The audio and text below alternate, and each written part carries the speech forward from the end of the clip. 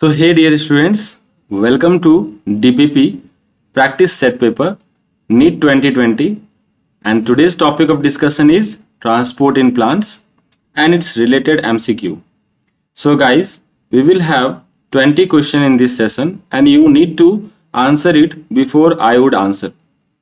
So guys, we will have many sets from one chapter and this is the very first set from transport in plants. So let's jump into the action without any delay. Myself, Sushil Kumar Mishra, presenting you DPP Transport in Plants from Brilix. The very first question, guys, read out once and answer it in your copy, and then at last, please comment your correct answers number in the comment box. The very first question, that is, which of the following is not feature of active transport of solute in plants? Yes, guys. So what would be the right answer? Occur against the concentration gradient, non-selective in nature, occurs through the membrane, requires ATP. So question is asking not a feature. Not a feature. So what would be the right answer? It is non-selective. This would be the answer. It is non-selective in nature is wrong. So it will be the B option. Coming to next question, guys. Read out before I would read it and then answer it fast. Which of the following criteria does not pretend to facilitate transport? That means the given options are the criteria of facilitated transport, but which one is not? Very first option, transport saturation, uphill transport, requirement of special membrane protein, or high selectivity. So which is not the characteristic feature of facilitated transport? That is option number B again, because uphill transport is not seen in case of facilitated transport.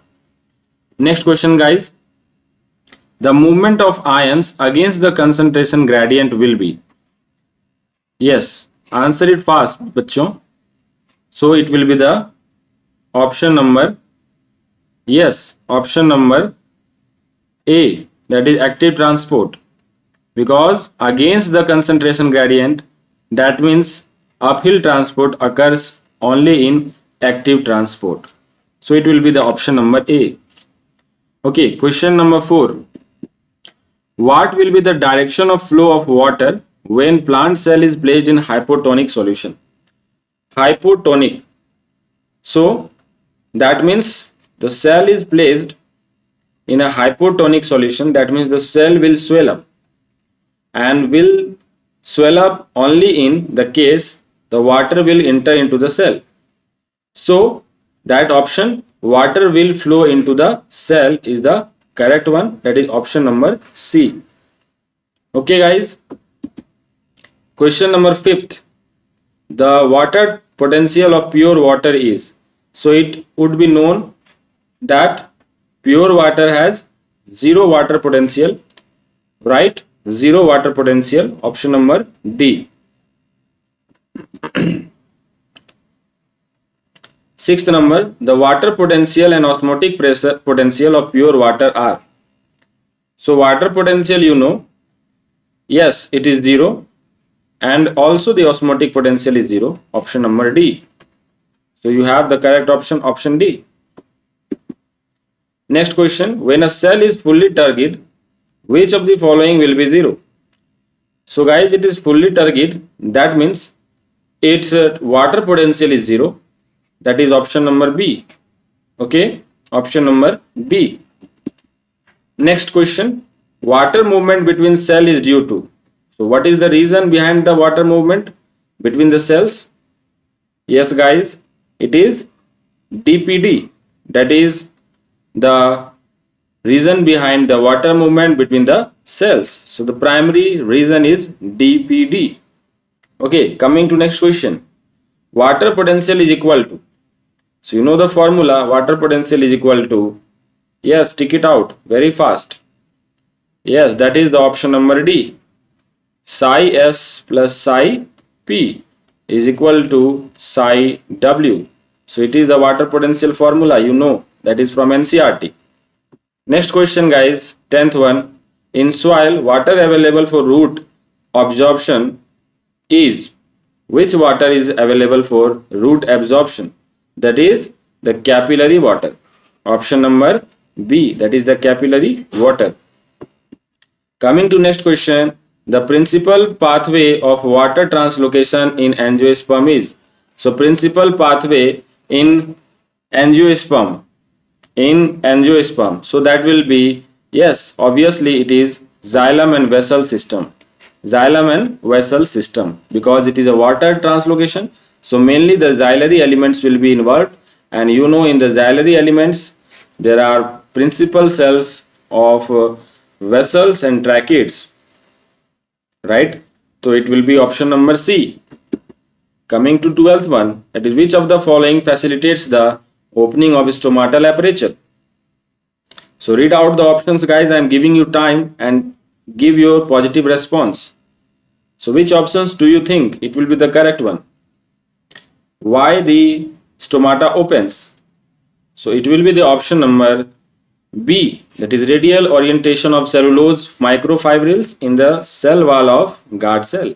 So it is from NCERT line, which has been given in as an option here. Option number B. Okay, question number 13, we will see. A column of water within the xylem vessel of tall tree does not break under its weight because of. So itself, this is the statement of NCERT. Why doesn't it break? So the reason behind this is, yes, tensile strength of water. Option number D. So guys, you need to read out the options very fast and answer your options in the comment box. Next question, 14th one, that is transpiration and root pressure cause water to rise in plants by. So in transpiration, why the water rises? So in transpiration, water rises by pulling or pushing. What do you think? So it will be pulling. So transpiration will be pulling and root pressure will be pushing. So it will be the option number D, that is the pulling and pushing it respectively. Next question, that is the rupture and fractionization do not usually occur in the water column in vessels and tracheids during the ascent of sap because of. So read out the options, dear students, and tick out your correct option. That is, I am reading once again. The rupture and fractionization do not occur usually in the water column in vessel or tracheids during the ascent of sap because of, yes, that is cohesion and adhesion. It is the only reason which is responsible for this type of phenomenon. Coming to the next question, that is potometer works on the principle of. So you know that is instrument usually helpful in measuring the amount of transpiration. So it works on the which principle? Write down the answer, dear students. So it will be option number B, amount of water absorbed equal to the amount transpired. So it worked on this principle, that amount of water absorbed is equal to the amount of water transpired, because most of the water got to transpire from the plant. So it occurs, or it works on the principle of this. Coming to the next question, that is conversion of starch to the organic acid is required to. So I have already made a detailed video on stomatal opening and closing mechanism. You might have watched that video. So from that video you can get this answer, that what happens when starch will convert it to the organic acid. Will the stomata close or open? So out of these two options only will be the right one, that is stomatal opening. Yes, starch would get converted into malic acid, right? And then there is a stomatal opening. So it will be the option number A. Coming to the next question, 18. In terrestrial habitat, temperature and rainfall conditions are influenced by. So what are the factors which will influence the temperature and rainfall condition? Which factor will get influenced? by temperature and rainfall condition? The right answer will be transpiration. Yes, dear students, with the increase in temperature, the transpiration would increase, and with the rainfall, the transpiration would decrease. So this is the option number B, which is the correct one. Coming to the next question, 19th one, that is, which of the following is used to determine the rate of transpiration in the plants? So I have already told you in the previous question that instrument named as, everyone can answer this question, that is potometer. So option number B is correct one, potometer. The last question of this session, dear students, that poisons like cyanide inhibit sodium efflux and potassium influx during cellular transport. You know this is very poisonous. Once you take the cyanide, people goes into the heaven. So it is a very dangerous thing.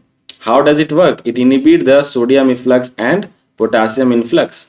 So this inhibitory effect is reversed by injection of ATP. So if the person has got too poisoned with cyanide, there may be emergency drugs, or you can say emergency procedure of injection of ATP, and that demonstrate which of the following options. So you have to conclude from this question that what is the role of ATP here. So ATP is the carrier protein in the transport system, or energy for sodium and potassium exchange pump comes from ATP, or ATP is hydrolyzed by ATPase to release energy, or sodium or potassium exchange pump operates in the cell. So option number B will be there, because this chapter has got into the mind that the question would frame from, would we have knowledge of transport in plants. So here indirectly the question is from the concept that active transport requires energy. So the concept behind this question is ATP is required for active transport. That means that sodium and potassium pumps comes under the category of active transport. So dear students, option number B will be the correct one. So guys, this was the end of the 2020 NEET DPP first set from transport in plants, and please comment down your score in the comment box that how many of these questions do you have corrected. So I would be much glad to see all the students getting 20 out of 20 in the comment box. Thanks a lot. See you in the next session. Till then, take care and practice a lot.